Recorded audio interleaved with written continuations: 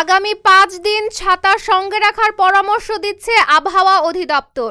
কারণ দেশের অধিকাংশ এলাকায় বৃষ্টি অব্যাহত থাকার পাশাপাশি কোথাও কোথাও হতে পারে ভারী বর্ষণ।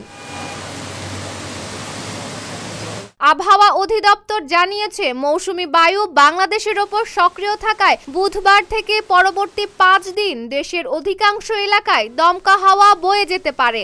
এছাড়াও হালকা থেকে মাঝারি ধরনের বৃষ্টি অথবা বজ্রসহ বৃষ্টির সম্ভাবনা রয়েছে। একই সঙ্গে কোথাও কোথাও মাঝারি থেকে ভারী বর্ষণ হতে পারে। AKS অর্জন করলো গিনেস ওয়ার্ল্ড রেকর্ডস। AKS পূর্বাভাস অনুযায়ী রংপুর, রাজশাহী, ময়মনসিংহ, ঢাকা, খুলনা, বরিশাল, চট্টগ্রাম ও সিলেট বিভাগের অধিকাংশ এলাকায় বৃষ্টির প্রবণতা থাকবে। প্রথম 2 দিন তাপমাত্রা সামান্য কমতে পারে, পরে তাপমাত্রা কিছুটা বাড়লেও বৃষ্টির সম্ভাবনা অব্যাহত থাকবে।